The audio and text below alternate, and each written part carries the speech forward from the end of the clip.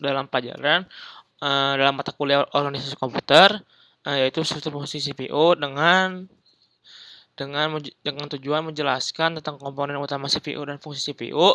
Lalu yang kedua membahas struktur dan fungsi internal prosesor, organisasi ALU, kontrol unit, dan register. Nah, dan menjelaskan fungsi prosesor dalam menjalankan instruksi mesin. Saya di sini dengan NPM 14. Langsung saja kita ke materi. Nah, CPU itu yaitu Central Processing Unit, merupakan komponen terpenting dari sistem komputer. Komponen pengolahan data berdasarkan instruksi yang diberikan kepadanya. Dalam mewujudkan fungsi dan tugasnya, CPU tersusun atas beberapa komponen. Nah, komponen utama CPU yang pertama itu ada Arithmetic and Logic Unit atau ALU. Yang kedua adalah Control Unit atau CU. Yang ketiga ada Registers. Yang keempat ada CPU Interconnection. Nah, apa sih itu yang disebut dengan ALU atau Arithmetic and Logic Unit? Bertugas membentuk fungsi-fungsi pengolahan data komputer. Yang kedua, ALU juga sering disebut mesin bahasa, machine language, karena bagian ini mengerjakan instruksi-instruksi bahasa mesin yang diberikan kepadanya. Serta seperti istilahnya ALU terdiri dari dua bagian, yaitu unit aritmatika dan unit Boolean yang masing-masing memiliki spesifikasi tugas tersendiri. Lalu di sini lagi ada control unit atau CU. Bertugas mengontrol operasi CPU dan secara keseluruhan mengontrol komputer sehingga terjadi sinkronisasi kerja antar komputer dalam menjalankan fungsi-fungsi operasinya. Lalu yang kedua ada Nah, di sini juga CU juga termasuk dalam tanggung jawab unit control adalah unit control. Nah, apa sih itu unit control? Unit control adalah mengambil instruksi-instruksi dari memori utama dan menentukan jenis instruksi tersebut, seperti itu. Lalu yang ketiga ada registers. Register itu media penyimpanan internal CPU yang digunakan saat proses pengolahan data. Memori ini bersifat sementara, biasanya digunakan untuk menyimpan data saat diolah ataupun data untuk pengolahan selanjutnya. Lalu yang keempat ada CPU interconnection. Sistem koneksi dan bus yang menghubungkan komponen internal dan bus eksternal CPU. Bus itu kayak transportasi yang ada di dalam CPU-nya, seperti itu. Komponen internal CPU yaitu ALU, unit control, register. Komponen eksternal CPU adalah sistem lainnya seperti memori utama, piranti, masukan, dan keluaran. Seperti itu. Nah, komponen internal CPU seperti ini gambarnya. Seperti ini, lalu struktur internal CPU seperti ini. Nah, di sini ada fungsi CPU, yaitu menjalankan program-program yang disimpan dalam memori utama dengan cara mengambil instruksi-instruksi, menguji instruksi tersebut dan mengeksekusinya mengeksekusi satu persatu sesuai alur perintah. Yang kedua itu ada pandangan paling sederhana. Proses eksekusi program adalah dengan mengambil pengolahan instruksi yang terdiri dari dua langkah, yaitu operasi pembacaan instruksi atau fetch dan operasi pelaksanaan instruksi atau execute.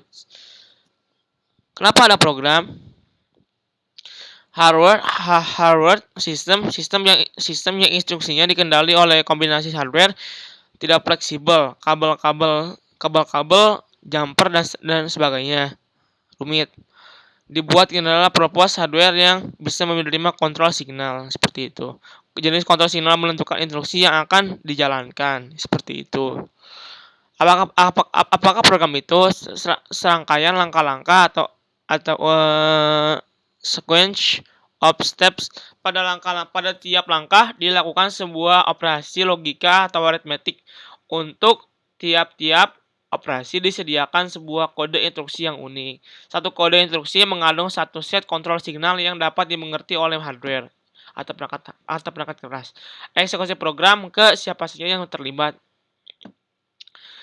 Control unit di CPU yaitu mengatur aliran program. Memori yaitu menyimpan baris-baris program yang akan dieksekusi dan hasil outputnya. Ada ALU di sini di CPU, yaitu untuk melakukan operasi aritmetik dan logika jika diperintahkan oleh program. Nah, seperti itu. Sekilas bagaimana program disimpan dalam memori ya seperti ini. Ya ada kayak ya seperti itu. Sekilas keduanya isi dari control unit atau CU. PC program counter berisi alamat memori untuk mengambil instruksi selanjutnya. IR instruksi register menampung instruksi yang diambil dari memori, atau ada ASI akumulator penampung sementara untuk data hasil eksekusi instruksi. Lalu siklus instruksi. Nah, di sini tuh ada siklus instruksi terdiri dari siklus fetch dan siklus eksekusi. Tadi yang udah dibahas tuh. Siklus fetch sama siklus eksekusi seperti itu. Fetch cycle. Program counter atau PC berisi alamat instruksi yang akan dibaca. Prosesor membaca instruksi dari alamat memori yang dituju PC. VC increment VC atau VC sama dengan VC tambah 1 kecuali ada perintah lain. Instruksi di load ke instruksi register atau IR. Prosesor menerjemahkan isi instruksi dan memerintahkan aksi yang sesuai dengan isi instruksi seperti itu. Execute cycle. Transfer data antara CPU dan main memory. Transfer data antara CPU dan modul input dan output. Data processing, operasi aritmetik atau logika terhadap data oleh CPU. Control. Perubahan urutan program atau merubah isi PC dengan instruksi jump. Menghentikan program di tengah jalan dengan instruksi halt. Kombinasi dari hal-hal di atas. Siklus fetch atau eksekusi. Siklus fetch serta eksekusi. Pada setiap siklus instruksi, CPU awalnya akan membaca instruksi dari memori. Terdapat register dalam CPU yang berfungsi mengawasi dan menghitung instruksi selanjutnya yang disebut program counter atau VC. VC akan menambah satu hitungannya di setiap CPU membaca instruksinya. Seperti itu. Ada siklus. Nah, masih sama. Instruksi-instruksi yang akan dibaca akan dibuat dalam register instruksi atau IR. Instruksi-instruksi ini dalam bentuk kode-kode biner yang dapat diinterpretasikan oleh CPU, kemudian dilakukan aksi yang diperlukan. Jadi itu kode-kode dalam bentuk angka atau bilangan biner seperti itu. Lalu yang ini ada aksi CPU ke memori, perpindahan data dari CPU ke memori dan sebaliknya. CPU ke input dan output, perpindahan data dari CPU ke modul input dan output dan sebaliknya. Pengolahan data, CPU membentuk sejumlah operasi aritmetika dan logika terhadap data.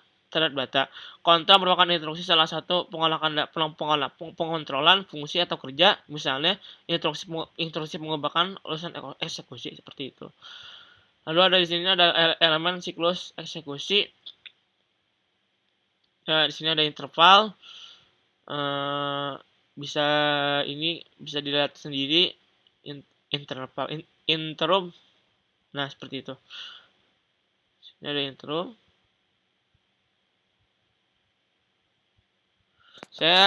Ini PPT bekas saya dulu soalnya, Bu. Bekas saya.